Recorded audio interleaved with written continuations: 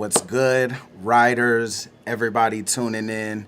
I like your posture. It's a serious one. Yo, to be honest, man, I'm hella grateful that you're here. Second episode, Meanwhile on Earth, and who I've considered and definitely been vocal about being probably the greatest of all time in battle rap for now. You know what I'm saying? Hollow the Dawn. Thank you, sir. I really appreciate Thanks for being here, bro. Thank you so much, Greg. So, we getting the troll hollow on this? is that what time it is? Okay. All right. You want me to be serious? I'm serious. So, why are you here? You're out here in L.A. Mm-hmm. I think, obviously there's been a lot of battle rap related questions when I ask people what I should ask you or whatever, but I think an important thing we should hit on is like what you've done with your branding and everything outside of it. Okay. So like what are you doing out here in LA? What brings you out here? It's an amalgamation of things. An amalgamation. Did I use that right? Yeah, I think so. Okay. Yeah, that works. Word of the day. But yeah, I'm just working on a new brand outside of LOM. Then I got a call from Joseph Kahn. Want me to come up to Sam? Can I be regular? Oh, or no, I gotta be serious still. Be regular. Be regular. Loosen up. Shake your shoulders. Cool. Yeah, so I got a call from Joseph Kahn, and he asked me to swing down to San Francisco. I seen on the socials you was up there. To do a what is it, screening? Yeah, screening for Body. We did a screening in San Francisco, then did a little Q&A talk back. But my main objective was to work on a new brand, did a product video, photo shoot. Thanks to Avo, the squad that came out. My man Joseph, the caterer, he had the table looking crazy. Fire. Stuff you can't even pronounce. Fire. And, well, I probably can't pronounce. Like Worcestershire sauce. All that. All that shit. So that's two things I want to touch on, but how was the SF screening of Body?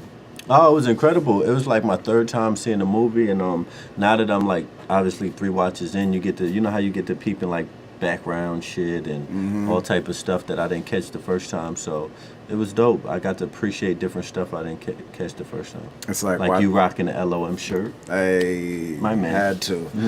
It's like watching battles several times, and then you start to notice watching the crowd. Like this dude's reaction at this point. Yeah, Poison like Pen went crazy like he's rapping, but it's just the ambiance makes it. Definitely. How was that? Like I came on set for a day, me and Thesaurus. I mean, no. I meant like I seen it once screening for one of the film festivals. But yeah, taking part. Like, how long were you on set? How was that whole? Incredible. It was one day. I feel like I'm lying about this, but I don't think I am. I think we were on set for like 26 hours one day. I really do. I really feel like it was a whole day. I'm like trying to think, like, was it 12? I know it was at least a half a day or a day, and I'm pretty sure it was a whole day. But that's how I knew I enjoyed it, because I didn't even like think about it. And the people that's watching that never been on a movie set, you can go in the back. They got places in the back where you got food. You kick up the chair, lay back. You could catch a couple hours sleep. So it wasn't like 26 hours of straight work, but we were there on the set for 26 hours. Yeah, and it was incredible. Just that experience is priceless. And I'd do it over again if I had to.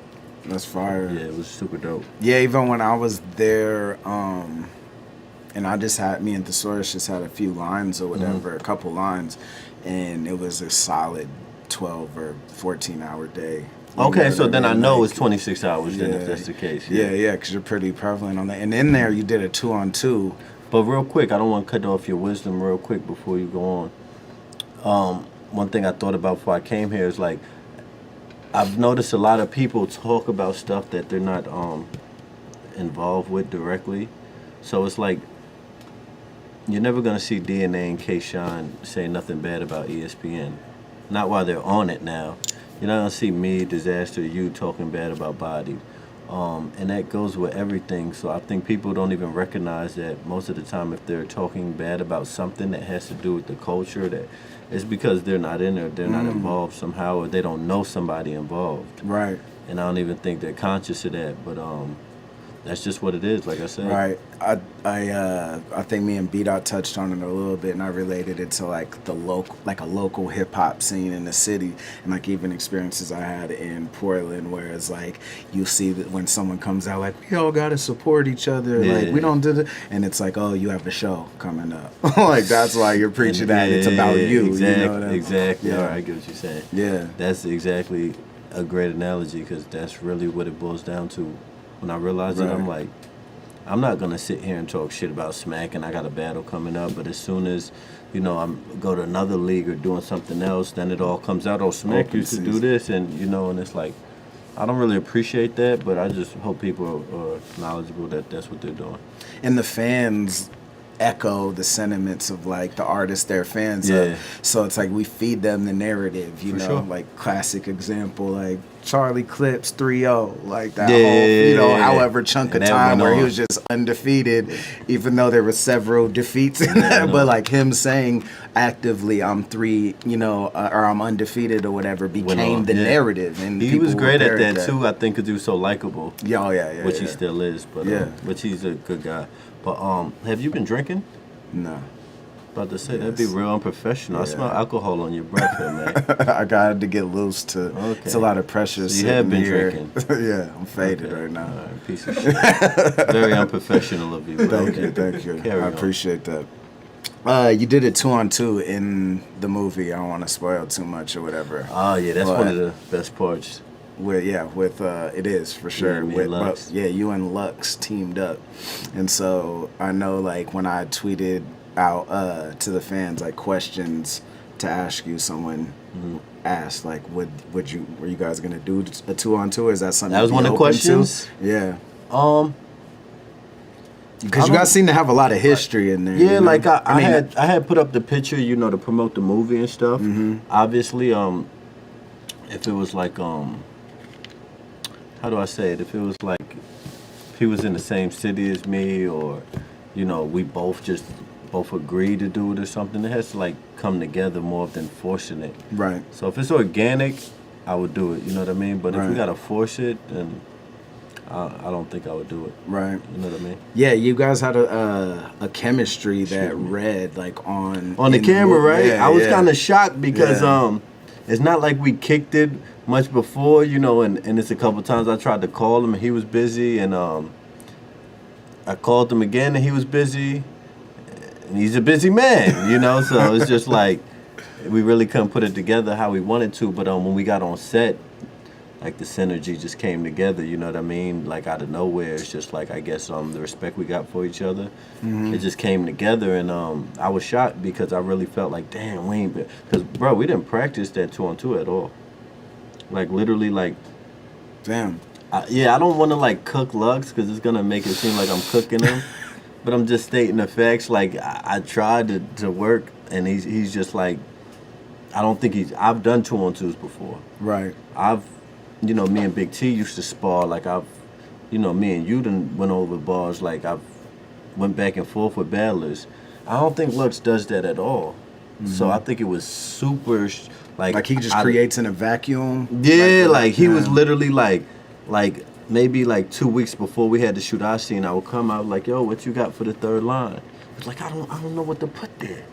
And I'm like, so you gonna say what they wrote or you gonna change it? He was like, what you think? And I would be like, you know, whatever is up to you. And then, you know, 2 days later I'd come back to him and he'd be like, yeah, I got this right here, and he'd let me hear something. I'd be like, Lux, that's 3 lines. You was only supposed to say 1 line. And he'd be like, all right. And then 2 weeks later, again, a few days later, again, it'd change again. So it was like, we never really got to work. And I feel like he just got to find that comfort zone, like working with other battle rappers on battles. But when we got there, like he threw the Haagen-Dazs ball went over my head. Like he threw some shit in there. I was like, oh, that was crazy. I didn't catch till I watched it back on camera. Right, yeah. So he's a genius at what he does, like regardless of how he works. I just wasn't used to how he was working, so it wasn't until 15 minutes before we shot that we actually went over the shit. And we still didn't practice. Right. He just was like, I'm gonna say this line.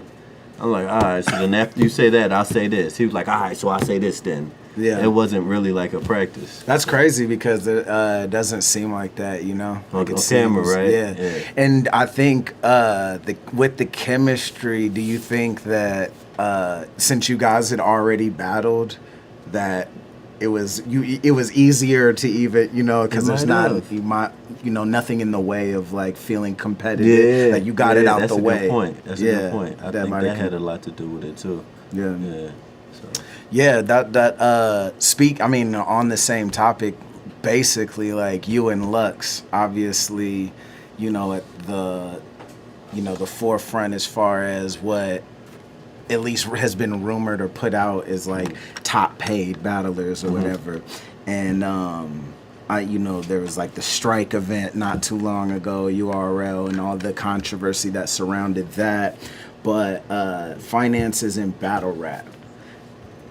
You know, even being part, I don't know what to believe a lot of times. People are like, oh, he gets 50,000, he gets 10, you know what I mean? And fans seem to even have some kind of vested interest that's a little puzzling at times. But what do you make of just the whole idea of that and like people's perception? Well, first and foremost, it's a lot to lay down for that. A person getting 40, 50,000. If they're smart, they wouldn't announce it because then the next man that's even close to them is going to want 40, 50,000, and that takes away from their 40 or 50,000. Right. So I feel like that goes with anything, like in the streets, like any type of form of business. You never share your pay unless you're sharing it with a friend that you want to see come up and get more money. You know what I mean? So when you publicly share it, you're sharing it with everybody. Right. You know what I mean? So I definitely feel like that's rule number one is like you should never say what you're getting because all it does is make you look good to people and fans, but it hurts you in the long run in negotiation. Right. And it could even make you look bad, like double-edged sword, make you look, you know, it does make you look bad to the people paying you. Well, like, you know, oh, he got paid this much, and say there's a fumble in a round, like what? Oh, you know what I mean? Yeah. Something like it that. Makes you Either look way. Bad on top of that. Yeah. But it's definitely obtainable. You know, you set your number. Like nobody could sit here and tell me what I'm worth. Only I could say what I'm worth. Right. So I feel like if a lot of battle rappers had that attitude, they would get more money, but it also comes with patience because then you might have to wait 5-6 months to get what you're worth, maybe even a year. And, you know, most don't have that patience because they're looking at right now money. They're not looking at long term. So that's one of the things I think we should focus on collectively is more of the long term money and rather than the short term money, you know what I mean? And there's so many facets like I could add to it. Also, you know, you got to know if you're not a good negotiator or not. Like, not everybody is a good negotiator. Yeah. Because we don't have advocates. Yeah, we don't. We're the ones that set that bar, set the worth, and then some once you got do managers that, though. Right. But even their managers might not be a good negotiator. Yeah. You know what I mean? You got to know certain negotiation tactics. Like one jewel I could give away. I'm not gonna give away too many, but you never say yes right away. Like I don't care if they offer me the biggest bag I ever got offered. I'm not gonna say yes right away. You know what I mean? I'm still gonna think about it because on top of that, you look excited. You know what I mean? Right. So next time you double back that number, if you want to up that number, they're like, yo, this is your number. You were cool with that. Right. Yeah. You know what I mean? So it's a lot of jewels like in the negotiation thing, and I don't just do it in battle rap. I do other stuff. You know, I go to the Chinese lady like 3 for 10. Come on, Miss Kim, you really gonna let me get 2 and I give you 8? Stop playing. You know what I mean? So it's all practice. I really feel like you're paying more in that. Yeah, I was freestyling. But, still got it. Yeah, but yeah. So it's everything. You know, works with. In my opinion, you know, you got to put in repetition. Right. So I really do practice that. Like if I got to negotiate at a store or something, I do that. Yeah, and you made a good point too. Like once you set that bar, like you know, you're stuck there. Like no one's gonna come back and offer you more, and even trying to get more. And that's like in anything. I feel like across for give battle one rap. more jewel. I've never had a number. I've never had a number in battle rap. Like so, when people say Holla wants this or that, it's a lie because I just say yes or no. I've never been like, yo, I want this amount. They just say, yo, how much do you want? I say, you let me know how much you think I'm worth. And I just say that to test the waters. And then I know what I'm What's your worth the whole budget? time. Right, You know what I mean? right. And then I just say no. I don't say, oh, you offer this, I want this. I say, nah, I'm cool until they come with a comfortable number. So that's 2 Jews I give out. I like that. Yeah, like there's even in my own personal, like, no names or nothing, but there's been experience I've had where, you know, it's gotten down to semantics or whatever, like, you know, I got this much for you. Semantics, like details where we're like arguing about stuff or whatever. Gotcha. And so, you know, they're like, oh, we got this much bread or whatever for you. Like, nah, I want this. Yeah. And, well, you know, and if we're selling a house, you know, like, what's the return on that? Whoop-de-whoop. And, like, my whole response to that was, like, my house wasn't for sale. I didn't hit you up. That's funny. Yeah, you yeah, hit me. exactly. You knocked on a door of a house that didn't have a for sale sign and said, this is what your house is worth. I could say $1 million right now because I wasn't trying to be on the market. I wonder, you know? I'm sure people do that, but that's a horrible negotiation strategy to hit somebody up. You have no leverage. Right. No leverage at that point. When you call, yo, y'all booking? I heard y'all doing a call. Oh, yeah, from our perspective. Leverage is done once you do that. So I definitely wouldn't do that. Right. Yeah. No, exactly. And that's interesting. Yeah, even just dealing with different, you know, parties or whatever, seeing the different, you know, negotiation techniques and trying to navigate in this, knowing that we are like our only advocates, you know, to determine value. And you could say you're worth $1 million and they could say you're not, but at the end of the day, it's what someone's willing to pay you. That kind of determines the value, you know what I mean? And knowing your worth goes both ways because you can overprice yourself and underprice yourself. Yes. If you overprice yourself, you don't know your worth still. You're right. And I know people could say, well, you said you know your price, there's no such thing as overpriced. But you should know the market also. You should know what that venue's bringing in and what's possible. You know what I mean? Yeah. So. Yeah, I've got like, you know, booking tours or whatever. Like someone saying, oh, hey, we want to book you for this date or whatever. How much? I'm like, well, what's the venue? What's the detail? You know what I mean? Like, exactly. A 500. What I'll ask for a, you know, 200 person venue as opposed to 1,000. Who's the headliner? Exactly. What's the other? You know, it all makes a difference. You know, in navigating that. Like, what's the potential revenue coming in? Or I'll take this smaller amount, but I want this larger amount on the back end. On because I also thought like when you get too cool with certain people, it messes up your negotiation tactics. Right. Like if you and Organic like were hanging out the whole time, like when you had the chain and y'all were drinking and buddies, you're obviously not going to be as stern with business as you would be if y'all just had a business relationship. And that's one reason, you know, I don't be too friendly because I do remember that this is business. Right. So I can't be hanging out with the owners or getting too close because it's business. When it's time to negotiate, I'm going to be like, oh, damn, I met his daughter. She did look hungry. You know what I mean? It's just gonna be like all this sympathy shit where there's like no emotions. Right. It's like business, so it's like, you know, and I could keep, like I said, I keep going. There's also people like to throw, oh, that's not loyalty over money. It's no loyalty in business unless I started a business with somebody I was loyal with. Right. You know what I mean? Unless me and Livio or me and my friend that I grew up with started a business, then yeah, we should have some type of loyalty. And let's say me and you start a business and we might not have that rapport of, oh, we're super loyal to each other, but we still have a certain degree of loyalty where I won't do nothing slimy to you, you know what I mean? But it's no real loyalty in business when you're just getting booked and contracted for something. They're trying to get the most, you're trying to get the most. It's both we're both trying to capitalize. Right. Like, where's the loyalty here? That's why it bugs me out. People think an NBA player is going to be loyal to a team, but once he gets injured or hurt, you know, they ain't loyal. That's a one-way street. Like it really makes no sense. So it's almost like blind loyalty. Right. You know, it really makes no sense. And yeah, that's a really good point. That it's a one-way. Like when people will say that, they a lot of times like, oh, well, what about? I thought it was this. Like now you're asking for a one-way street of like, loyalty. It works like with sports. It works with. Like NBA players' loyalty should be enough as to like not show the plays to the other team. Like that's as far It's as the still a loyalty business at goes. the end Yeah, of the like day, when it yeah. comes to business, there's no emotions and feelings in it unless, like I said, you grew up with that person or you had a certain loyalty to them before y'all started the business. Right. And that's how I look at stuff. And you know, I know it's hard to understand for people that don't do business. It might just work 9 to 5s and don't have to like deal with negotiation or knowing, you know. So Yeah. I'll leave it at that. Yeah. And that's one thing I've seen you do as far as like say, you know, LOM and building a brand is you've really excelled at that. Like, you know, I think I've touched on this before, maybe even last podcast would be that, but about how, you know, and it ties into the money conversations like, oh, I'm not getting paid enough, or this person doesn't promote me enough, whoop-de-whoop. But in an element I've seen you really stand out in is the way you've built a brand and that loyal following in that with LOM. For sure. Was that something that you like? That I get the sense that's something you really envisioned and brought to fruition, not stumbled upon.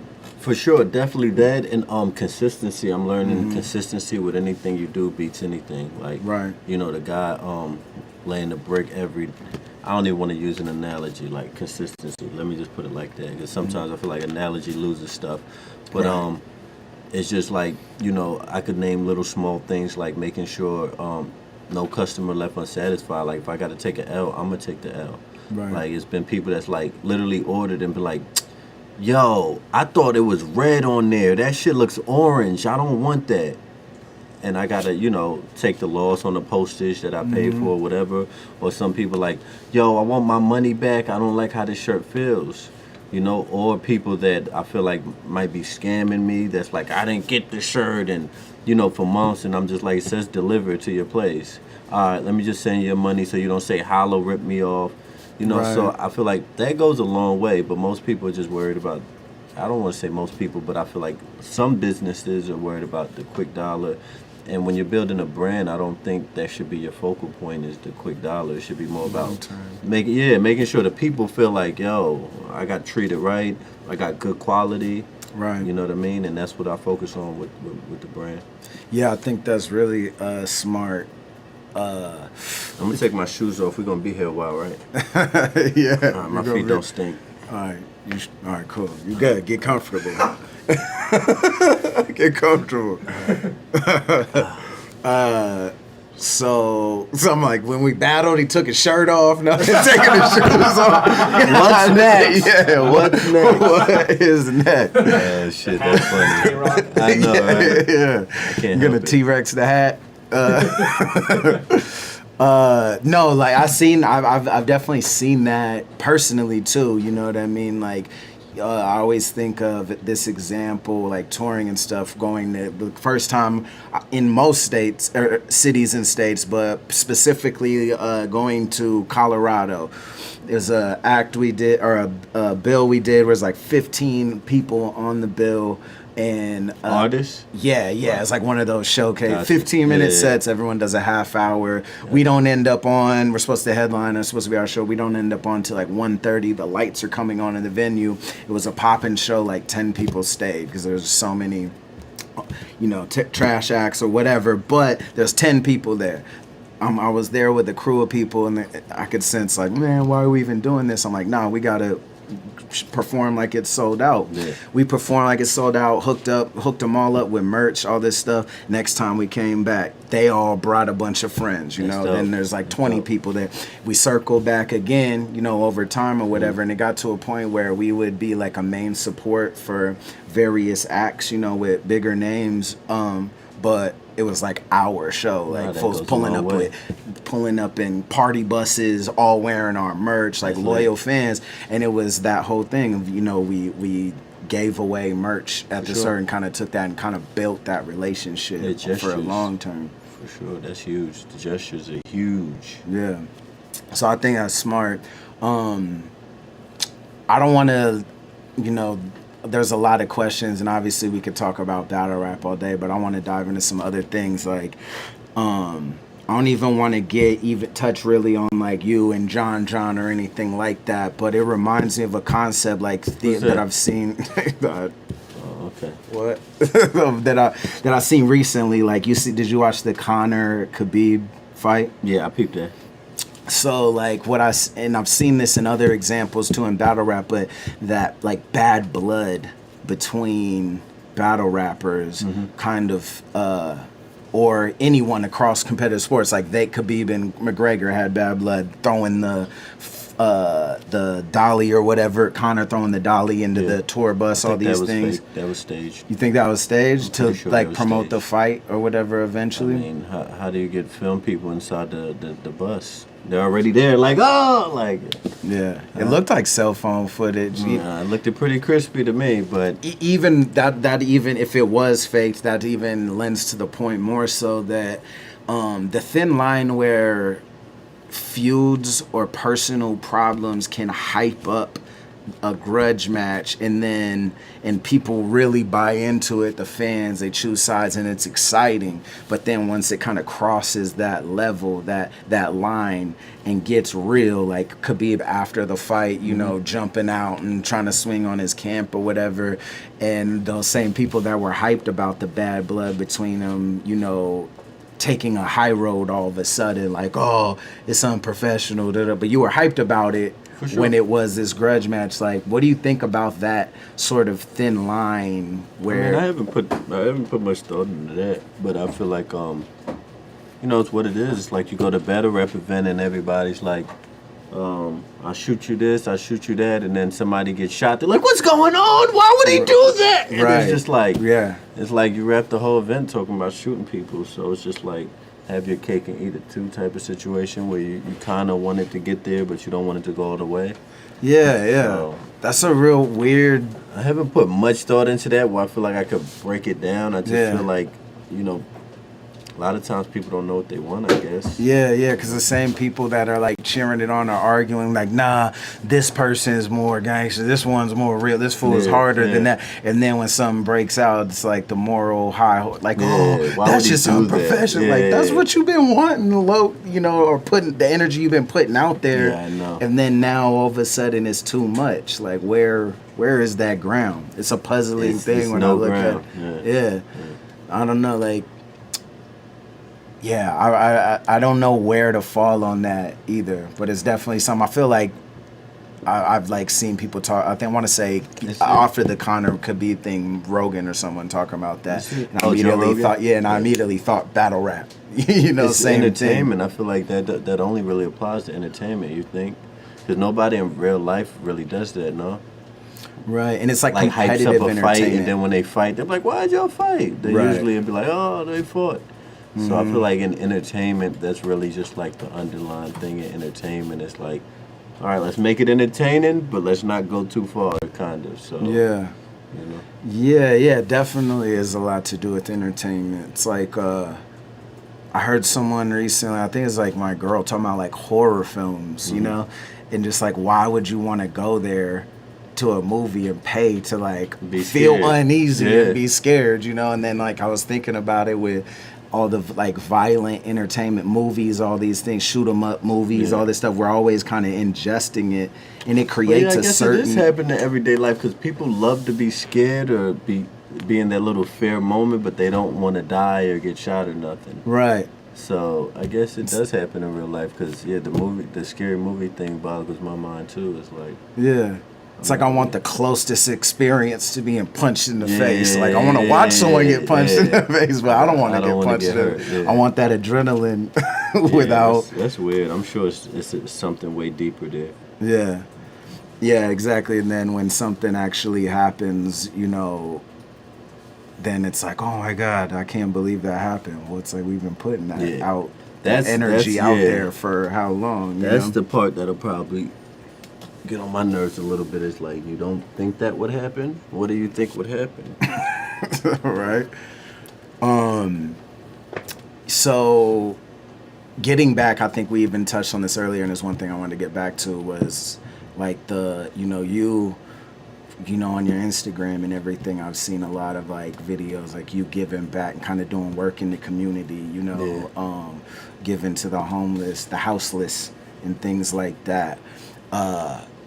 Is that Is that like a new thing, or like what? We explain that a little bit. Like I know I've even seen like people wanting to use that against you or something. Yeah, or yeah. tweeting. Like, I mean, I learned at battle rap, they use anything good against, like they used me giving Drake a beat against me, which, you know, Pat did well in the angle. He did well because Pat broke it down more, but people like use anything good against you in battle rap. It's just easy to flip stuff, but yeah, I've always been like, even as a kid, like I always like did that, like on the train.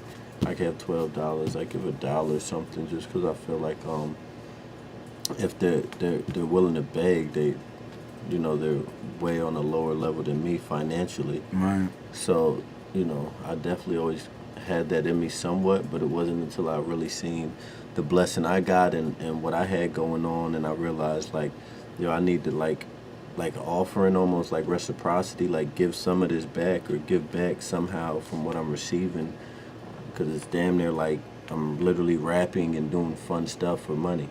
So, and it's a selfish thing too, because I felt like that's how, you know, my blessings would keep coming too.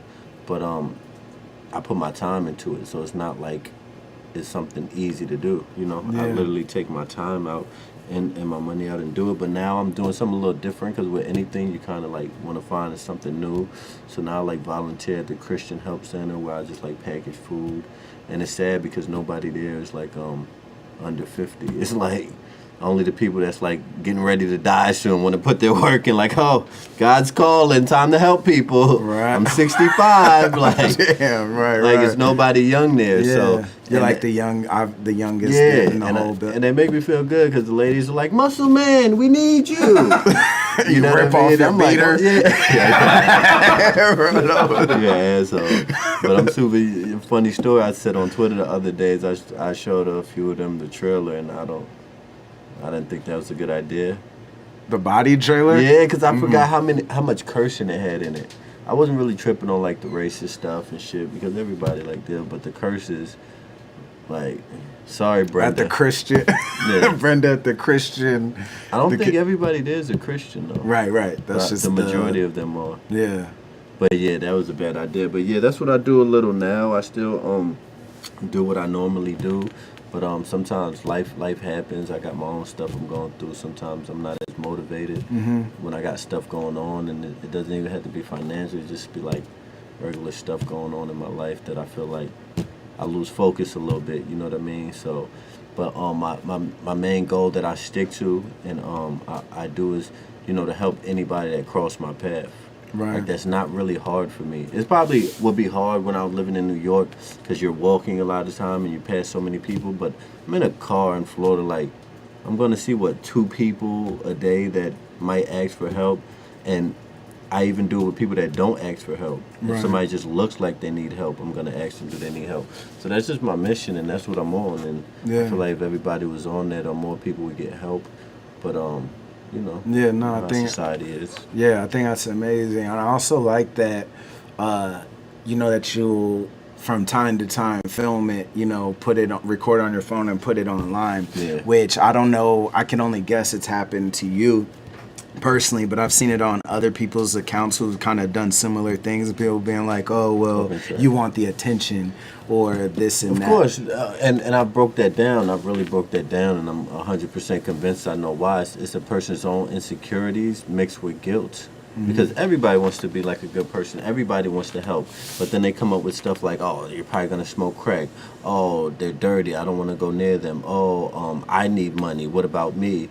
And that, I feel like that builds guilt and insecurities. So it's the same thing like when somebody gets sober and then you go around your friends that drink and they're like, oh, you think you're better because you're not drinking, and oh, you don't want to have a fucking beer, and it's Which like is that's like, their guilt. you think I'm yeah, better. Like, that's their what own guilt, yeah. and that's the same thing I get when I help.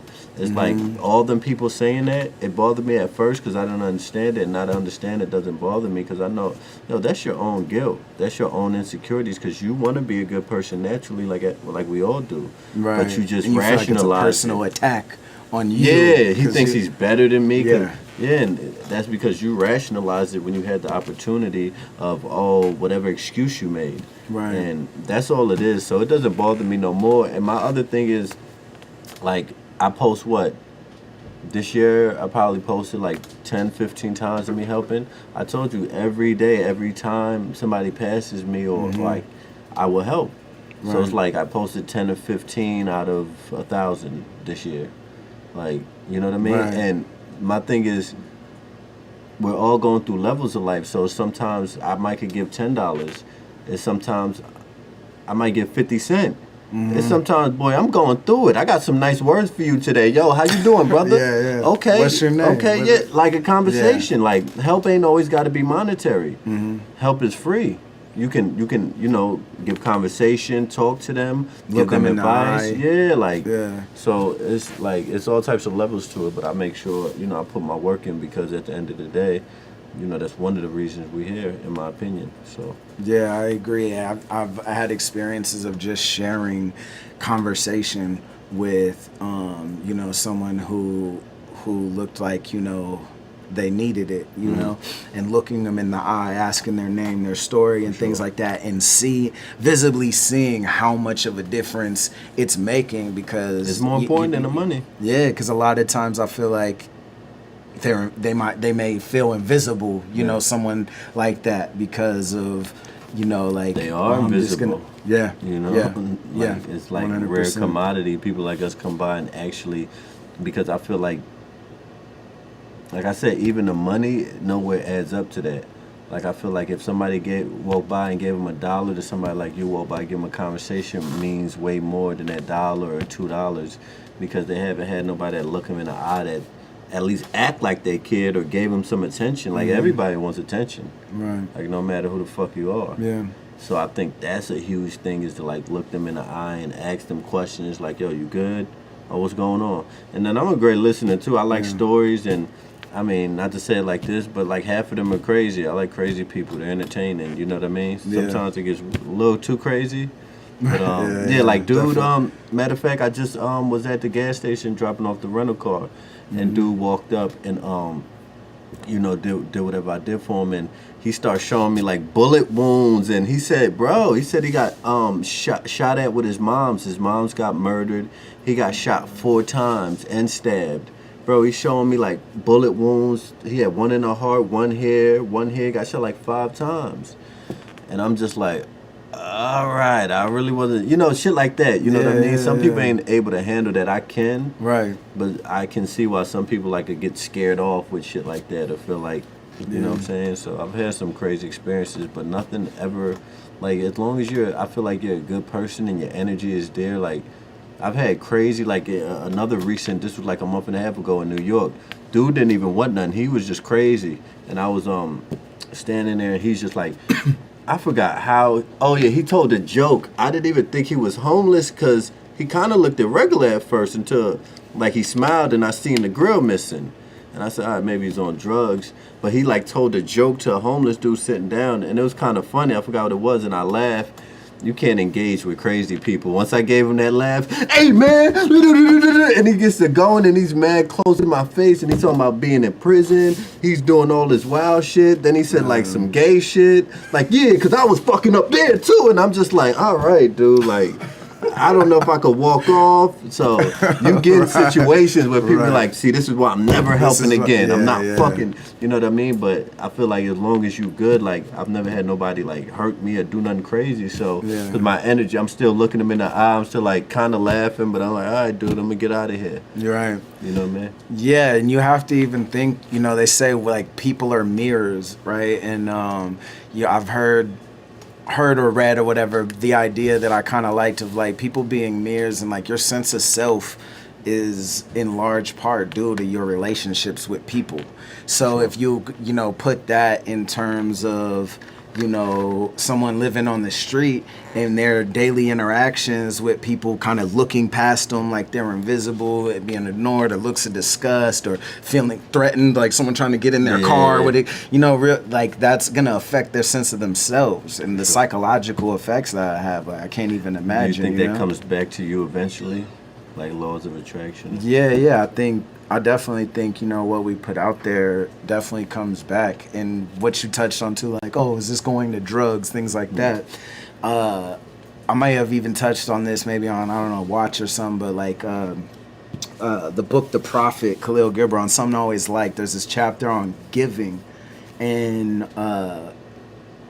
I've thought about this in terms of giving to like, less fortunate people, like the argument being like, oh, they're just going to buy beer. They're just going to buy drugs or whatever it is. Like he kind of had this response to this, like, well, does, the flower determine what bee is worth receiving its nectar? Does the tree determine? Yeah. Okay, philosopher, deep. Poet, writer. Yeah. Then does the tree determine what soil is worthy of giving? Receiving its seed, and et cetera, et cetera. That whole example, and it's like, who are we to determine what's worthy of? We're here to give. Like that's what we do. You know what I mean? And this is my analogy because I've touched on that too.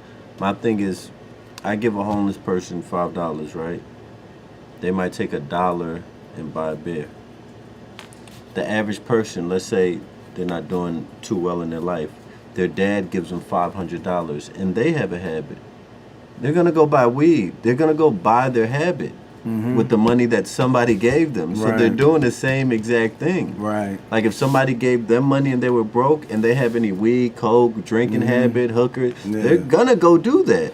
So why would I knock this man for doing his habit out of the money that I gave him when, one, he has to sleep on the street. Yeah. Two, he ain't got shit to live for. Three, like I can list a reason, a whole list of shit he needs to get high for. And I got $5. I'm homeless, sleeping on the street. What's gonna warm me up, make me a little full, make me enjoy my time a little bit more? What's the cheapest way to do that? Yeah. A beer, or you know what I mean? Yeah. So I don't really care. That's why I told dude that I was just talking about they got shot, like, because he tried to hit me with the whole spill. Look, I'm not doing crack. I'm not out here doing drugs. I said, bro, you a grown man. You do what you want. I don't need no explanation. Right. Like, I'm not interested, like, in what you're going to do with it. That's your choice, your option. Right. You keeping yourself in a hole by doing that. I'm not here to, like, be a accountant or nothing like that. Yeah, like, oh, did you take this, $5 and put it in a CD account and come back 6 months later and collect your, $625. Yeah, so then you do that for 40 years, you be right back up. Yeah, you could ride a bird for 34 minutes on a damn scooter. It's like, it's definitely a double standard that I think, to come full circle, ties into like the guilt that people have in trying to kind of find any excuse to not, or to justify why they haven't done certain things that maybe in the back of their head they know they should or could do more, Justify is a better way to put it. Was rationalize not a good term? No, it's both. I think it works both ways. Okay, cool. Yeah. I don't want no beef with you. I don't want no beef. No, we don't. You and Nino. What's up with Nino? I don't know. Speaking of beef and Nino. I haven't talked to a Nino Bless in a minute.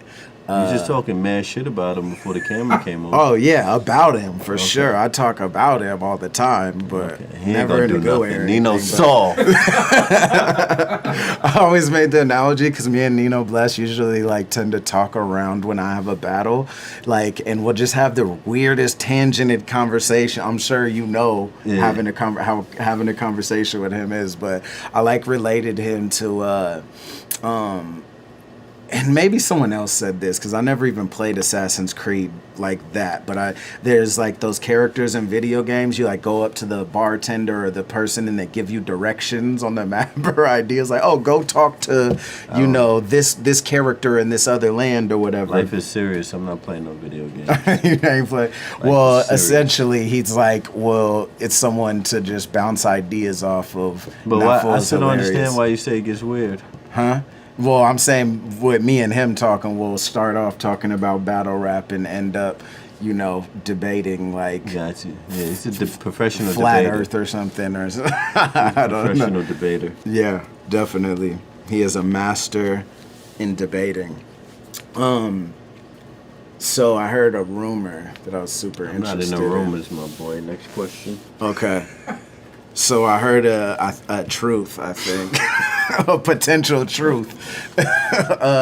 Comedy. A lot of battle rappers, I know they're doing it, from like Carter Deems, I know Dirtbag Dan, and there's other people. Yeah, exactly. Ron, I think, have been doing well, or at least pursuing comedy at some capacity. Well, Ron is writing. We're talking stand-up comedy, right? Right, I'm talking stand-up comedy, right? Yeah, Ron is writing. Okay, so do you have any aspirations to do, or have you done any like stand up? Oh, I thought you was gonna like.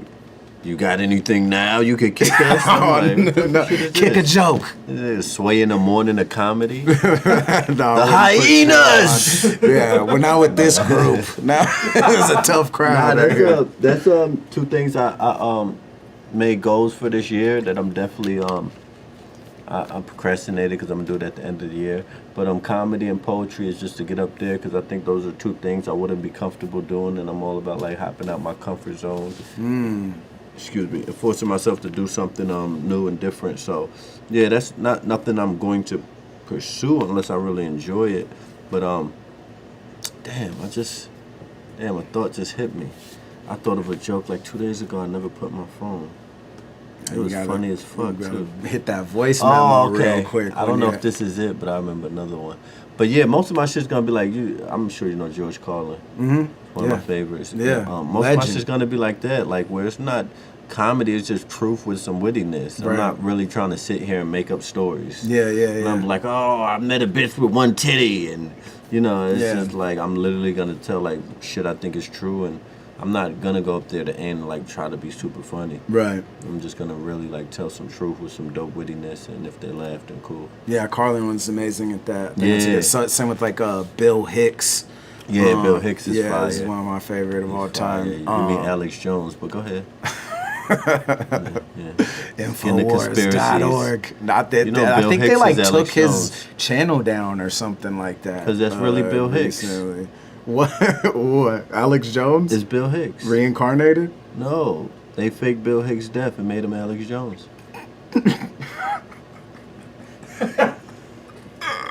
There's so many things wrong with that it's got to be right. Yeah. All right, you want to laugh? There's a resemblance. I'm just sitting here sharing what I believe. I could tell you a few that'll get you going. What else? I'll tell you one off camera. I'm not gonna say it on camera because it's one like. These aren't recording. This is. No, I'm serious. Like I really wouldn't say this on camera. It would be like people would think I'm insane. Yeah. If I said it. I think. But I think you're safe on that. I'm saying, because that's not the main reason I'm saying. I wouldn't say the main reason is just somebody that I've worked with before and that's in the industry. So I wouldn't say. Do you think there's clones, like the Gucci clone, Eminem clone theory, Kanye clone? What do you mean Eminem clone?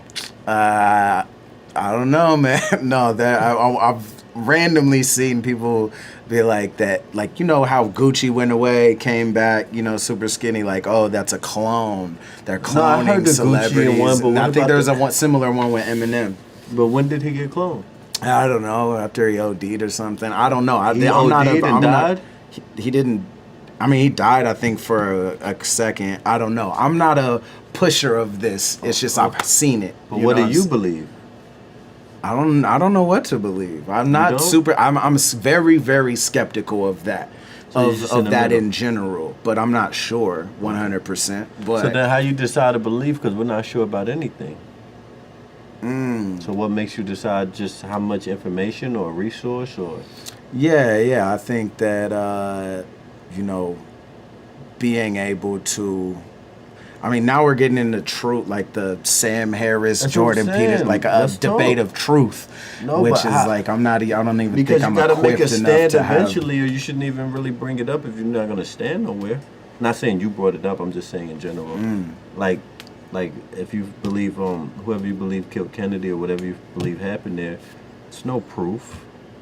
Like anything we talk about, it's no proof. It's just. Some shit has way more believable information or great sources where you believe it. But who's proving any of this stuff we talk about? Yeah, I mean, science has a method of proving things. Pseudoscience? Not pseudoscience. It's all pseudoscience. All right, explain that. Explain that. Why do I have to explain? Being able to set a hypothesis experiment See, that's and see my new thing I'm on results lately. though. I'm not explaining certain shit. Certain people, they don't even deserve the explanation. That's interesting. Especially stuff like this. It's like, I'm not explaining it. So is this Bill Hicks is Alex Jones. No explanation. lit. It's just my belief. Yeah. It's my belief. But what is your reasoning behind that? YouTube. YouTube? That's it. That is that literally like a video, or is that out I just there? chose to believe it. But did you make that up, or is that something that's out it's there? A video, yeah. There's a video out there that There's a says hell of Bill videos. Hicks is Alex Jones. Well, they have the same best friend. They have like clips of people accidentally calling Alex Jones Bill. It's like little shit like that. It's no proof. But I was bored and chose to believe it. I'm like, it'd be interesting to bring up. Yeah, why not? Yeah, I believe most of the shit because it's cool for conversation. It's like I could stand out and believe some weird shit. Let's go with it. No, I'm not mad at that at all. Yeah. I got some weird ones. What are you, a flat earther? I never looked into that. Right. Because I get to a point where it's like, okay, I don't have enough time for that. Yeah. Like certain shit I get into, like when I'm in a point in my life where I don't, I'm bored and shit. Like right now I got a lot of shit going on, so I couldn't get into none of that. But when I got into any shit I'm talking about, I'm pretty sure at that point in my life I had a lot of free time on my hands. So Yeah. I've never gotten a flat earth. I could relate to that. Like when I was kind of most on my, like the time of, where I can look back at my Twitter account or something and see like, oh, I was on some. What year? 2000 and I don't know what. 14, something like that. There was a solid Jade Helmish 6 type months. of years. Like Sandy Hook eras in there. Like I could definitely see. That's definitely bogus. Where do you stand on that?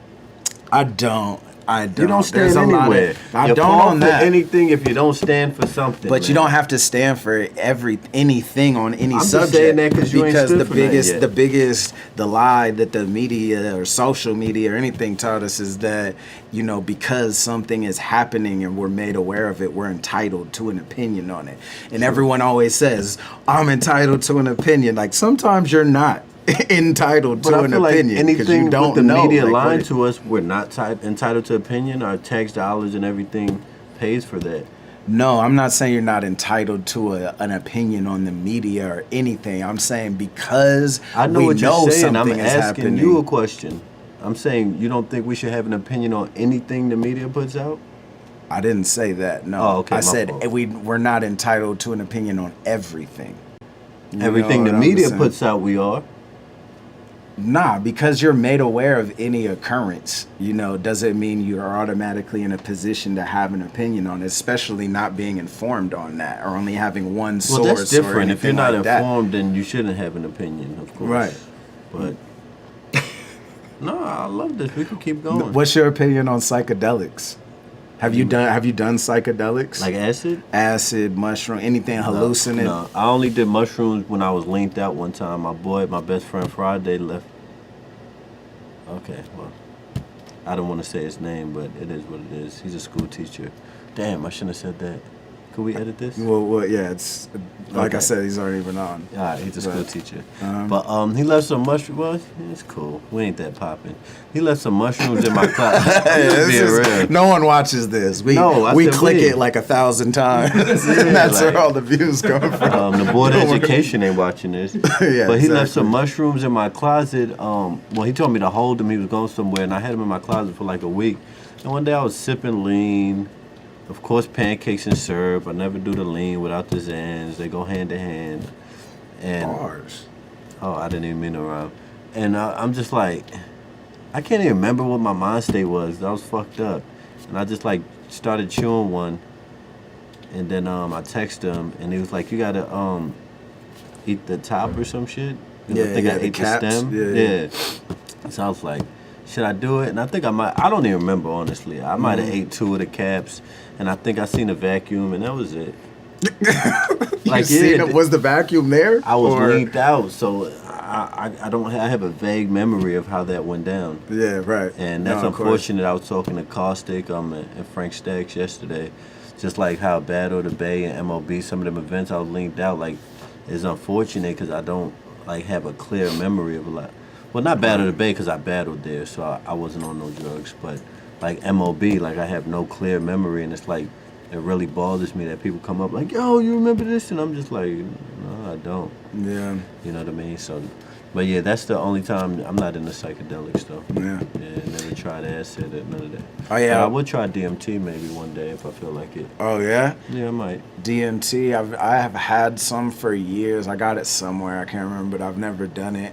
One night actually when I was faded, I think I like tried because you're almost supposed to basically like freebase it for the effects, like not have. In a pipe? Yeah. Well, like basically not have flame direct contact. So, and I think I just like smoked a little bit, but I was hella drunk, and I don't know. Could have been placebo effect. I was really scared to do it in the first place. But I was like, fuck it, I'm faded. I'm gonna try it. But I've never done DMT. But it's. So what drugs is Greg doing lately? A little cocaine. A little bit of coke here and there. Crystal meth? No. Okay. Not that I know of. Not too hard? Not that I know of. Can't go too hard? Yeah. I've been pretty square and sober lately and shit. I got LA gave me like asthma, and I ain't even been smoking. Yeah. And this is air give everybody asthma. Yeah. That's the new thing is we're gonna be buying air soon. Yeah. No, I mean there was already air bars, like oxygen bars and shit, were like a thing. I don't know if they still are, but they definitely were like you could like just different flavored air and shit. Like you said, it's coming. It's coming. Yeah, you got like alkaline air. It's coming. So the cheap purified air. This is the next topic since I'm talking about all my crazy shit. What's this podcast title? Craziness? No, I'm saying this episode, not your podcast. It's just Meanwhile on Earth, and then just with Hollow or whatever. Okay, so you don't have certain titles for everything? Nah, not really, no. So I feel like this is my theory, another big word, my epistemology. Did I use that right? I don't know. Okay. I don't know. You got to put me on. Okay, I'll put you on later. I got to make sure I'm using the right study word. of pistols? No. Epistemology is like my theory. Like okay. I came up with. Okay. I gotta Google that, make sure. But even if you look it up, how do you know that that's what it means? You know what I mean? Now you're trying to go a little too far with it. We're giving words. Get off my foot. I ain't trying to play footsie with you, my dude. So my theory is, I'm just saying. He said be me. So my theory is, all this veganism and vegan food is leading to clone food. That's the future, clone food. I mean, that's already go in the microwave. Happening. No, I'm saying the food will just appear. Boop, boop, boop, boop, boop. It'll just appear. Yeah, I mean, like between Monsanto and then now they got that. No, clone food. Right. Well, they're cloning meat already. So basically, I forget what it's called. But essentially, where it's going to be like cruelty-free meat, where it's no animals or anything, it's like cloning meat. Essentially, that's already happening. So what's the long-term effect of that? I have no idea. The FDA approved cloned meat as safe for consumption. Yeah. I just read that, but I didn't really get into like the meat and bones of it. It's what the claims are is essentially the exact same thing. How? It's like genetic Well, I don't know, man. I don't know the science to a T like that. I'd have to revisit that. That's why I said science is bullshit. Do you believe in science? Nah, I don't even know enough about science to believe or not believe. I'm just talking shit. Yeah. So that's happening. So you're right that cloning that's food all that we're gonna have. But it's not gonna be an option, though. I'm saying in 5 to 10 years, it's not gonna be like, oh, I'm going vegan or I'm clone food. That everything is gonna be clone food. Yeah. When I first stopped like eating red meat and pork in 2008, part of it was I got weirded out when I seen there were like they had to successfully or were in trials of like cloning cows. And I was like in '08, I think I read an article, and it weirded me out. And there's a whole other they was already series of doing events. it. Because shit they make public, that mean they already been doing it for 5 years. Yeah. Just my belief, people. Don't knock me.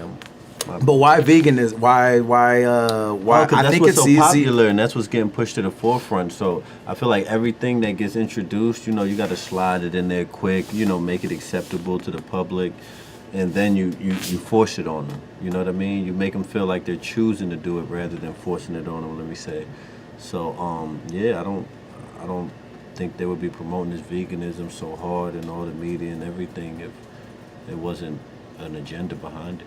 Do you think they're promoting? Like, I feel like healthier lifestyles in general are becoming more popular in the healthy forefront. lifestyles is plants, grains. That's a healthy lifestyle. They're not promoting that. They're promoting soy and a bunch of other shit. Well, let me not say that. I'm not a you when it comes to food. I don't know. I think you know way I know more a than me little when bit. it comes to food, though. Yeah. But they're not promoting like plants. They're promoting plant-based. It's not straight plants. The healthiest way is grains, plants, nuts maybe, or stuff like that. Yeah, nuts are a good source of protein. I mean, plant-based is just saying it's made out of plants. Like, this is a What else? plant-based How do you burger. form that burger to make a burger and still taste like a burger from a plant? Many binder agents, whether it be quinoa, black beans, whatever, this, the mix of all those And you don't think different there's things. nothing else in it besides that to make it? I mean, I'm sorry. meat doesn't look like that. You know what I'm saying? When you look at livestock or anything like Excuse that either. You know what I mean? Like I said, I don't have much information, so I'm probably wrong with 70% of the stuff I said. So you're not vegan. I don't have no labels. I'm not anything.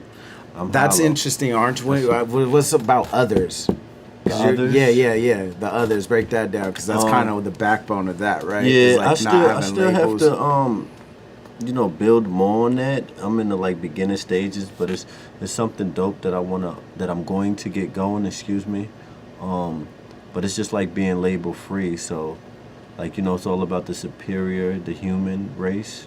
You know what I mean, and being a human first and foremost over anything. And I feel like a lot of these labels either separate you, make you go against others that are the opposite.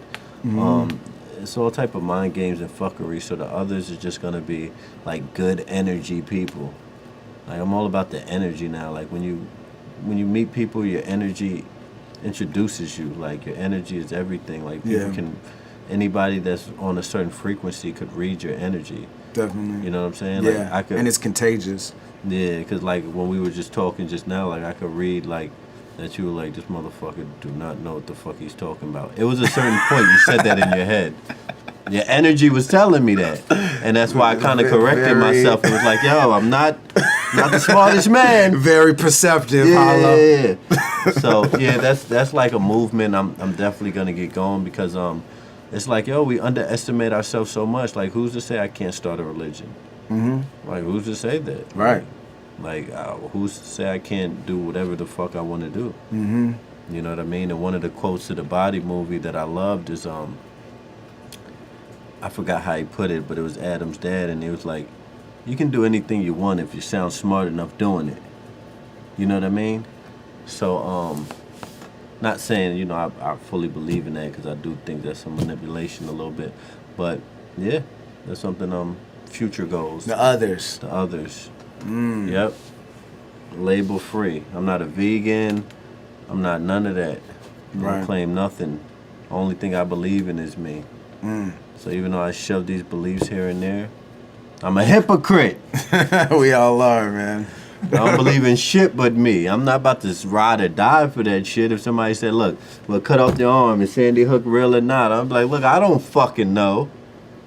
I don't believe in it that much. I believe it enough to talk about it in conversation, but the only thing I really believe in is myself, and I stand by. Yeah. And that's it. So, Yeah. Do you damn, I use... got a fart, B. Make yourself at home, man. I got 2 questions from the chat. 2 questions from the chat. Hold on, I tried to cough over it. After quitting lean and weed, was it easier for you to make bigger moves in your career and other avenues such as clothing brands? Okay, that's a great question. And advice for young fans that struggle with addiction. That's a great question. I've never quit lean. I've stopped, but I can't say I quit. You know what I mean? Because I feel like that's a cliche for addicts to say, but it's like you're always addicted. I really feel like if if I was in a room with like Lil Wayne and DJ Screw came back to life and they had like a cup of activists and we just jamming, screwing, I might take a sip like, yo, this is Wayne, and you know what I'm saying? Yeah. So, I definitely been avoiding it, you know what I mean? And that's what helped me not fuck with it, is by avoiding situations and not fuck with people I know that do it, staying out of. But it clearly helped me, like a 1,000,000%. I feel like it's so insane that I literally stopped lean. And even after the Lux battle, when I stopped, I still, like any person, 2 months here, had a little relapse, and then a couple months later, so I was still fighting a year or so after. But literally, I feel like y'all could literally, co-sign this, from fucking Sue Surf all the way up, shit just went up for me, and I literally stopped lean around that time. Yeah, and a lot of motivation. Bro, you can see. well, it's just one, you're clear-headed. Two, way more money. You know what I mean? I'm not spending money. I could just name so many things. Especially now. Yeah, that shit is. Yeah, it's expensive. See, when I was doing it in my height, I had 3-4 doctors. I could go into some dope lean stories. I had like 3 or 4 doctors on the juggle I used to go to, and I had this one Indian lady in Queens, and I got thirsty. She was writing me whatever. She was digging the kid, I think. She was like 40 something. I wasn't digging her, but she ends up leaving the room, and I snag a prescription paper, and I busted. Did my thing, and then so every time I go there now, I'm looking for her to leave the room. So another time I grabbed like 3 of them. And I tried to write more, and I wrote the shit wrong or fucked it up. So one day she calls me like, Mr. Bennett, you gotta come in the office. Blah, blah, blah. Like, she starts breaking down what happened, that the pharmacy called her and shit. So I Academy Award. I get the fake crying, Miss, I'm so sorry. Bro, I didn't want to go to jail, bro. That shit I got a problem. Yeah, I was Do you have pills for my addiction? Bro, so I literally go there in front to see, because she was like, just come in. I'm not going to call the cops, just come in. So I go wait in front, and then I wait like 15 minutes. I see the cop car pull up. I think I called her. I said, Miss, I'm coming upstairs. And I see the cop car pulled up. I'm like, you lying bitch. So I dip off. We had trust. Yeah, bro, we had I'm telling you, because this is when nobody knew about lean in New York. This is 08, 09. So I dip off. I'm gonna kill that story real quick, because the funny part is she ended up writing me a script 6 months later. I went back to her. She just didn't write me codeine, but she wrote regular promethazine. So boom, I'm like, she's tripping. She not keeping it real. So I go hit up the Russian lady in the same medical office. She's on your boy. When I tell you she's on your boy, this is like 70, late 60s. She's old as fuck. And one time she really tried to get at the kid. Physically. Yo, I go in there, I say, my fault to cut you off, but I go in there, I say, Miss, the regular, I always have my chest hurting, congestion, and she's like, all right, take your shirt off. They usually don't do that, but I'm like, all right, she wants to use a stethoscope. So I take my shirt off, and she's like on my chest, and she's like, okay, I hear it. Take your pants off. And I'm like, whoa, I don't want to lean that bad, miss. I'm like, what are you going to do with my pants off? Right. And so I want to play it. Yeah. But this is how I knew. So you like lean. This is how I knew she was hitting on me, because when I said no to take my pants off, she wrote it for me. So I was like, bitch, she was really trying to get some action. I ain't fiend out here. Damn. So that was one. After that, I was too uncomfortable to go to her. So I hit the Chinese dude. I'm like, he's popping. Yeah, I'll take my pants off, man. Oh, damn. Next question, man. You done fucked up the whole energy. No. So I go to the Asian dude, and he showed me love. He's leaving a refill open. I'm writing 3 and 4, so I'm getting like 4 or 5 pints off of one script. I get him so hot, I come in one day, he like, no more you. I'm like, yo, what's going on? He showed me a letter, the DA sent him a letter, or the DEA sent him a letter. I said, oh, I've been going crazy. I guess they couldn't do nothing because there's no way to prove I was selling it or whatever. It just looked like an addict. And this was 09, 2010, before they made some law. Not saying they made a law because of me, but like a year or two, they made some law where They like make sure they made a law where they check all the pharmacies. Like I used to be able to go into Walgreens, boom, bust a script, go to Manhattan, go into another pharmacy in Target and bust a script in one day. You know what I mean? Right, And they made a law to stop that. So my fault. What was dude name? Yeah, because now they have. Oh, Because now what they communicate directly, right? So it's like, oh, where it's are a you database. Gonna, where are you gonna database. fulfill this Yeah. script? Yeah. Well, it's just a database in the pharmacies where your shit have come up if you tried to bust it somewhere else. So I got hella more stories. Like I went crazy with the scripts like until I was hot. They called me in Long Island one time. I never went to jail though, but they would call up my phone. But I want to stick to dude question though. I just got lost a second little part bit. of the question, which probably loops into what you were going to talk about, advice for young fans that struggle with addiction. Okay, yeah. So back to the weed part also. I stopped weed periodically. Like I've never stopped weed like for long periods of time. I feel like when you abuse weed, it makes you lazy. When you abuse weed, you're stuck in the entertainment part of life. Like nobody that smokes weed every day, like gets up, wakes and bakes, and smokes all through the day. It goes to the bank. Yeah, like really goes I would there and get sits there and anxiety do about that. analytics. Like Yeah, a person I that agree. might not smoke weed for 5 days and hit the weed might get super focused and start writing hella shit down. But everyday smoker, a heavy smoker, that shit makes you lazy. You're stuck in entertainment. As soon as you smoke, you're gonna play 2K. You're gonna go on YouTube. You're gonna watch battles. You're gonna kick it. You're gonna listen to music. It's not helping business-wise. It's not, if you're academian, it's not helping with that. You're just really focused on the fun part of life. So that's why I stopped weed here and there now to like re-gauge my focus. And I haven't completely stopped because it really helps me like write. Like I get in my bag, like especially if I go a few days without smoking and smoke, I get my bag. So, I can't say I stopped weed. I learned to control it. You know what I mean? Yeah. And I learned to make it work Moderation. for me. Right. You know what I'm saying? Instead of me being enslaved to the weed. Yeah. And for addictions, bro, it's literally like what they say. Because I recently called a DUI, and it's what they say like in them classes is like people, places, and things. You know what I mean? You really gotta avoid the shit that reminds you of getting high. It could be the music that triggers you. You gotta know like the shit that triggers you. I had to learn that screw music triggers me. Like I can't to sip some lean. Like I can't really just listen to that unless I'm in full control of myself. And then you gotta cut certain people off that don't have your best interest. It's just like you want to be like, oh, he's the homie. You might seem disloyal. Like it's been a few people I cut off that I had mad love for. I love like my homies, but it was like, bro, like I can't chill with you no more. Like I'm going downhill. Like every time I chill with you, it's like let's get lit, let's do So yeah, like if you could learn to like cut them things off and really control your life, because you're in control of your life. You know what I mean? But once you get around others, you're being influenced. Once you get around the music or whatever triggers you, you're being influenced. You know what I mean? Yeah.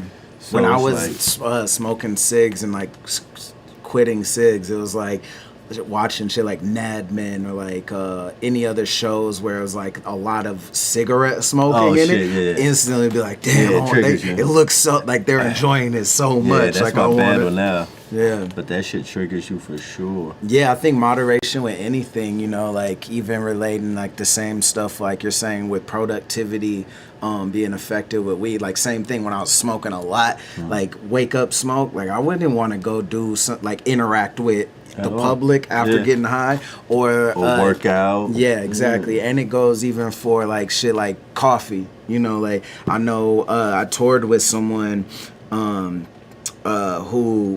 wake up and they need coffee, but to the point of just like not functional. So it's like everything's got to stop. We have to go get coffee, or it's like there's no functioning. You know what I mean? I think it's reliance on like I'm drinking coffee now, but like I used to drink it like whole pots, like multiple pots a day to the face and drinking all day. And when I stopped drinking it, I was like getting headaches. The caffeine, your body expects it. It's repetition. Your body does, with addiction, like anything else, even alcohol is like your body with the hangover. Your body's withdrawing. It's needing more. I didn't know coffee would do that to you. Yeah, you get like headaches and all sorts of shit. Your There's some body bullshit in there. stops releasing like as much, I think like serotonin or something. It affects your levels. I wanted to touch with dude because obviously addiction is a serious thing too. I also wanted to say it gets scary when you try to replace it with shit. You know what I mean? And you get new addictions. You got to replace it with positive shit. Right.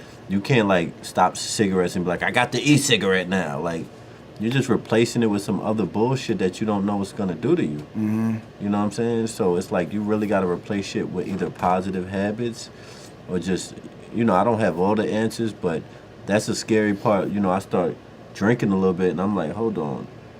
I could fall into this, you know what I mean? Yeah. I could fall deep into this since Yeah. I clearly got addictive behavior. Mm-hmm. You know what I mean? So that's another scary part I just wanted to add. Like, watch the shit you try to replace it with. Right. You know what I mean? If it's not positive. Yeah, I've seen someone successfully kick cigs and everything else by doing the vape. And like gradually reducing the nicotine to where it's then juice and then not needing it at all. But I 100% agree, like, you have to replace habits or else there's this void that, you know, when now is the time or the energy where I would be doing this. If you don't put something positive in there, it's way easier to fall back. Yeah, I definitely agree. It was 2 questions, right? That, you just answered the second part. Oh, I thought it was 2 people. The first one, yeah, it's I mean, you kind of answered it in your. I put this was early, but it's like, what advice would you give for current battlers to help promote a brand with the merchandise, and kind of like how you set up LOM with yourself. You aligned the two. Yeah, it's definitely, you got to make sure you're the main marketer out here. We don't have marketing companies. We don't have nobody working for us. So you got to make sure you're always rocking it. I don't give a fuck if your mom got you a Louis Vuitton jacket. You better put your shit on under there and make sure you shout your shit out. Because I see a lot of people, rappers, battle rappers, athletes, whoever, I don't know how serious they are about it, but if you're serious about it, why would you be wearing somebody else's brand? Mm-hmm. It really boggles my mind that you would do a battle or you would do something where a lot of people are going to see you and you're not wearing your own shit. Right. It's like, you're so wearing I make sure every time I wore my shit, when I was at my building process, every time, like, come on, I would say LOM, you see LOM. If you didn't see me at LOM, you had the hat changes with, and the shirt, right? No, with Surf? I didn't do the hat changes. I threw the hat with Rock. And I didn't No, even against sell Surf, I swear you were like changed your hat each round or something like. Rock. Oh, it was Rock. Well, Rock, I threw the hat, but I didn't sell that hat, so that wasn't a You're marketing. talking about Hitman, sorry. Oh, yeah, Hitman. Hitman. When I that's changed what I the was shirt. talking- Yeah, that was my first That was marketing fire. strategy. I mean, when I literally, I mean, y'all could see the steps, especially if you've paid attention the whole time. I literally launched with just, you know, new creative ideas. I got the vacuum seal bag. I got patent leather shopping bags. I had actual tags on it. Not just tags on the neck, but tags on the shirt. So I actually went all out with quality. Then I realized, you know, once I lost that connect in Thailand, I realized like, yo, I got to do something else. So then I went all out with marketing. You know what I mean? Once I went all out with marketing, as far as like through battles, then, you know, I went out. I ain't gonna lie, I went out with the guilt trip. I started hitting them with the, y'all ain't supporting LOM. You know, I started guilt tripping them because I was in my feelings. You're mobilizing your fan base. Yeah. But I was like, I was annoying with my marketing. You got to get to a point where it's almost annoying. I'm tweeting LOM clothing. I remember the time, like in 2013, 14, I tweeted at least once or twice a day. Like, I got annoying with my marketing to the point where it's like, you can't help but know where the fuck to go. If like, you know, it's not, I pride myself on, it's not one person. I feel like if I meet 1,000 people in the street that know Hollow, 995 of them people are going to know Loyalty Over Money. Right. You know what I mean? And, Yeah. And I made sure I was the main marketer. And I feel like a lot of these dudes like market shit that is not a brand. Like they want to market, I'm an animal. They call me you know what I mean? And it's like, that's cool and shit for battle rap. But what product or what brand, whether it's music, clothes or something, like people should know. Like everybody should know your website, Sue Search, whoever's doing music, like they should know where to get your music from. Right. Like that should be the main marketing tool, is one platform to get your music. We drive everything. Yeah, and it should always be promoted every time we see you. Yeah, and like as a fan or a consumer, like how can I relate to I'm an animal? Like I'm not an animal though, but Loyalty Over Money, that's something For where sure. that's like That's I what can helped. relate to that personally. You know what I mean? And even so, you're 1,000% right. Like I had a leg up a little bit because I had, you know, a message that people was real relatable and resonated with people. But I even feel like you know, Diamond Supply and Supreme, like, you know, that's not relatable, but they branded it to shit, or they put money, or they did something, you know, where they made it a household name. Yeah. So you definitely got to find your lane, because I can give advice, and I learned this, I forgot who said this, but it's like you don't never take someone's advice literal. You morph it to yourself. Right. And I feel like that's people's problem. Don't listen to what I did and be like, oh, no, you got to morph it into how it fits you and your idea and your strategy. Yeah, no one can just give you the blueprint. It's no blueprint. like this. Here's what you do. Step one, step two, step three. It's like I can give you a philosophy or certain things. That's that you what's have selling to drugs. I could give you the blueprint. Look, 28 grams, bag it up. Yeah, like this ain't black and white. This is entertainment. Like, so. Yeah, and even then it's like you live in Kentucky. The market's going to be different than Colorado or whatever. You really got to, you know, do what works for you. And a book I read, and I always feel like I get this wrong because I read this book a long time ago and I didn't even read the whole book. I have a problem with like reading books halfway and feeling overconfident, like, oh, I know what this book's about. Yeah, I've done that. I've done that a good amount. It's, you know, first you got to find your niche. Obviously, like, you know, what you do well. You know, your niche. I'm pretty sure niche, however people want to say it. Both. Yeah. Then you find your target audience. You find who you're gonna target that to. Then you find out how, which could be what platform or marketing strategy. So those are reach them. Yeah. So those are the three things. You have to find out what the fuck you're gonna do. Like, what's your brand or what you're gonna call it. Then you got to find out who are you selling this to. Is it people in my city? Is it online? Is it girls? Then you got to find out how you're going to sell and market it to. And those are just the 3 steps, obviously with hella details in them. Right, yeah. To there's a get lot of your bullet brand points going. in between. Yeah, those a lot of. Yeah. But those are the 3 steps, you know, that I peeped in the book. It was actually a Shopify book, I think. Really? Yeah. Yeah, man. I mean, that being said, what's the next move? What you got on the plate? What can people be looking for you, or what can they be expecting? What we talked about earlier, the movie coming out. Body November 2nd. November 2nd. Yeah. Top of 2019. I be forgetting years, bro. It's 20. How you get 19 is the next one, I think. But supposedly, they say, that concept. But the Mayans count now. Like, what was it like growing up in the year, you know, -3? You're like, oh yeah, you know, this is so we're not in time yet. But the top of next year, I got a lot more stuff going on. Right now, I'm just focused on the movie, working behind the scenes with like fashion brands, just gaining my knowledge, bro. Not really egotistical enough not to be the student. You always got the student and the teacher. Sometimes you got to be the student. Sometimes you got to be the teacher. Neither coexist without each other. Right. So, yeah, I'm just focused on that. I'm really like big right now on working in the dark, and shit'll come to the light in the next year or two. That's I'm what's just up. putting a lot of behind the scenes work in. Like if you look at my bag, I got paperwork. I need to be better at planning and write my goals down. That's one thing. Likewise. Yeah, so that pen is huge. Like we're so stuck up, technology, phone. Like writing shit down is physically, huge. It's different. Yeah, your brain stores it in different parts. You know what I mean? It's like even with memorizing for battles, I started writing stuff down. Like I would write it in my phone, you know, do different stuff. I practice it a bunch, and then days before the battle, week before, when I felt confident in memorizing it, works like, well, right? Now I'm gonna physically write every lyric, you know, and it just puts it in a different place. You know, it just adds another visual and physical element to it. That's what's up, man. I appreciate it. I don't want to hold you too much longer. Yeah, I think I'm musty. These lights is too hot and I ain't got no deodorant. You told me be honest on this shit. Good looks, man. Where can they find you at? Hollow the Don, or is it Don Lennon?